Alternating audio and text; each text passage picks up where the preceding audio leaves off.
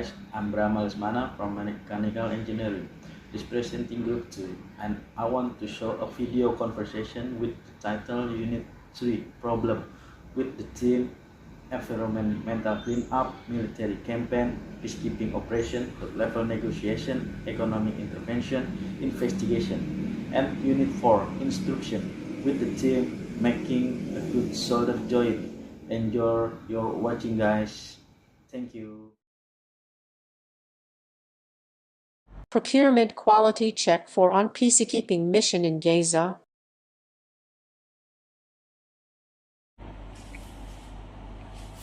Good morning, Captain Brahma, Lieutenant Dedi.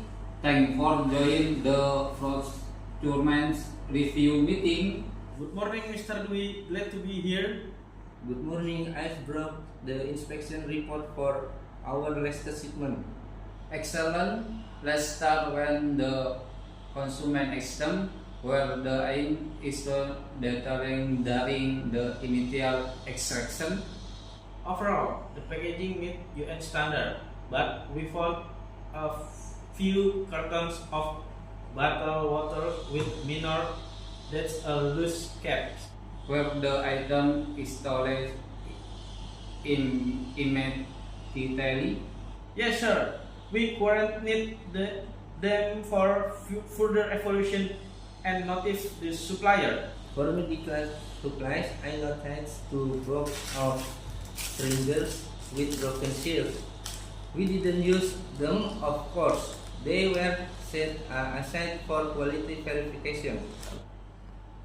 Good procedure. The UN protocol review full traceability for an medical item showing tampering the best numbers.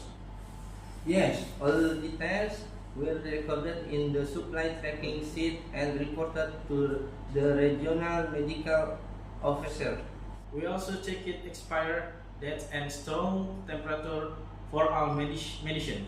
Everything else was within acceptable limit. It's good to have when countries and the version of related products resting the valid units. Exactly, even a small defect could endanger personnel of local civilians during medical operation.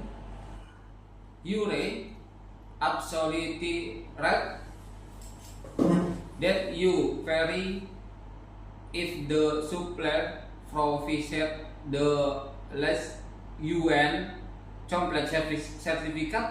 Yes, our vendors submit update certificate under the UN Procurement Division Quality Assurance Framework.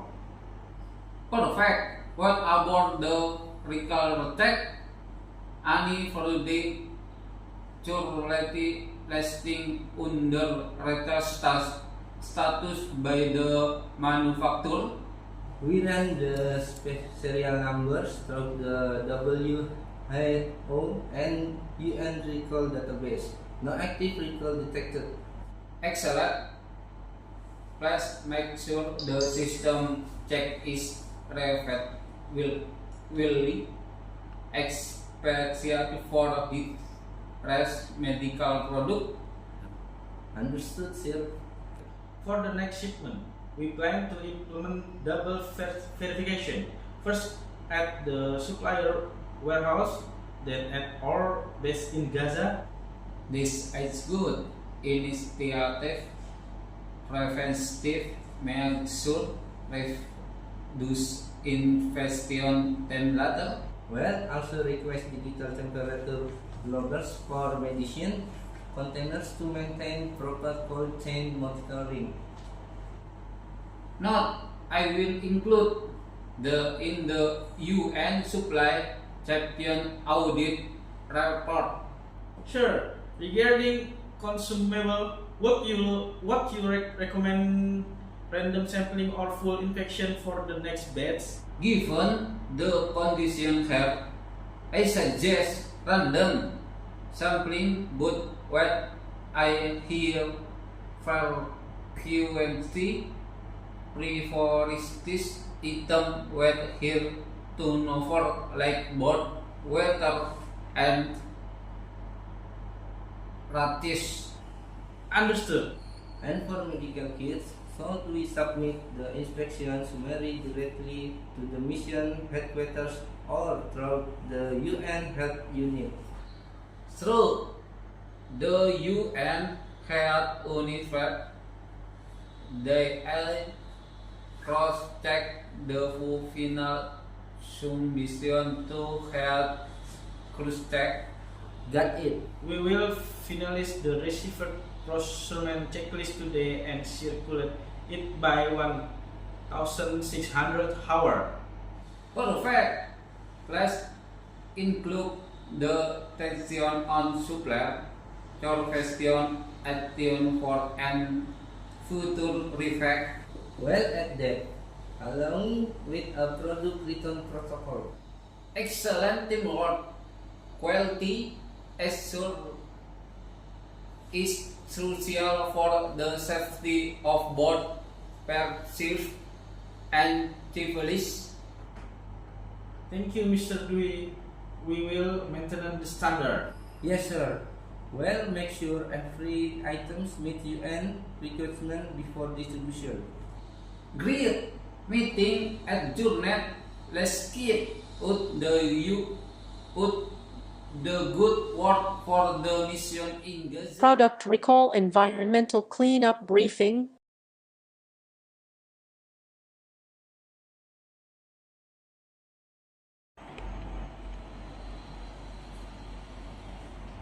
Good morning, team.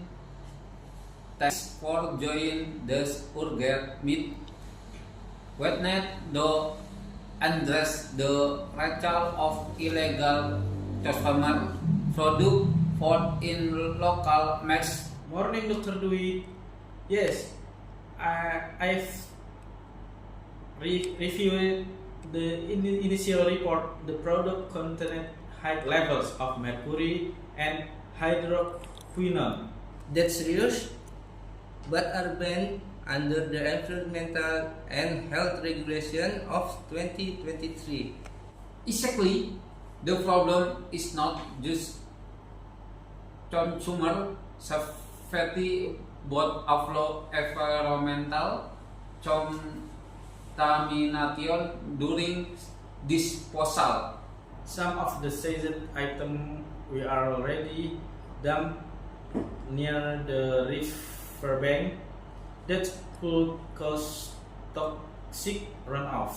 We should coordinate with the Environmental Cleanup Task Force immediately. I agree, but before that, why not I clear restore products Brahma? What is the current recharge status? About 3,000 units have been retrieved so far, but similar distributors are still holding stock. Do we have a list of a distribution import? Yes, it's being verified by the Trade and Customs Department. Good one confirmed. What all SU and joint statement with the Ministry of Health? Should we also involve local environmental NGOs in cleanup plan? Definitely the health assistant will help manage community hours and waste segregation. What about the colored product? Should we include them? Not directly. First, they must be classified as hazard waste and treated according to EPA disposal standards. Correct. Let's avoid secondary pollution. Understood. I will contact the certified waste facility for temporary storage. I can oversee the cleanup operation at the riverbank and report any contamination levels. Perfect. Please also monitor air and soil samples around that area. Will do. Should we alert the media or wait until the cleanup start? Wait until after the initial revolver flash went down, what to show public punish. Makes sense, but we can prepare an educational campaigns about safe cosmetic afterward. Action idle. Consumer and West will have prevent food store illegal import. I will draft a public notice emphasizing product verification through official channel. Thank you, Brahma. Daddy, your environmental update is the next Monday. Note, Dr. Lee, I will include photos and test results. Great teamwork, everyone. Let's make sure the Richard and pen up operation and example for tour experiment. Agreed. We will make it happen. Meeting adjourned. Product recall and top-level negotiation, the Takata airbag case. Good morning, Lian. Have you reviewed the Takata airbag recall case for your presentation? Morning, Drago. Yes, I have. The scale is massive, over 100 million airbag recalled worldwide. Exactly. As one of the largest recalls in history, it saw how a technical defect can turn into a global corporate crisis. True, the defective inflator cloud exploit and cause injuries or death that might make it both an engineering and ethical failure. Right. What's interesting is how the recall process involved top-level negotiation between Takata, automakers, and regulators. Yes, it wasn't just about fixing airbag. It was about negotiating responsibility, cost, and reputation. I read the automakers like Honda, Toyota, and BMW had to negotiate what will cover the replacement expenses. Exactly, the U.S. National Highway Traffic Safety Administration (NHTSA) also pressured Takata to expand the recall. So, this shows the product recall isn't just a technical issue, it requires high-level negotiation between multiple stakeholders. Definitely, without negotiation, the recall could have been delayed, putting more drivers at risk. And it also affects brand trust. Customers judge how fast and responsibly a company reaches. Yes, corporate reputation depends on crisis management. That's why top executives must lead the negotiation directly. It's a lesson for future managers like us. Technical problems can become leadership and communication tests. Absolute engineering safety and business ethics must go hand in hand. So, in your presentation, we showed highlight how Takata's recall became both a technical and strategic negotiation case. Agree. Let's appreciate how cooperation between companies and regulation was key to resolving the crisis. Perfect. That will make your analysis complete and relevant for both business and engineering students. Great. Let's finalize the slide tonight. Sure. See you later, Dian. See you, Drago. Making a good solder joint. Hey, Fatur. Do you know how to make a good solder joint? Mine always look messy. Yeah, man. The key is in the temperature and the cleanliness of the surface. Temperature? I usually just hit it until it melts. That's the mistakes. Solder should flow smoothly, not just melt. You need the right temperature, around 3500 Celsius for most electronic components. Oh, I see.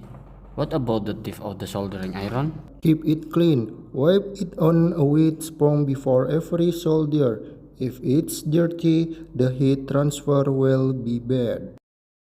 And do I put the solder wire directly on the iron tip? No. First,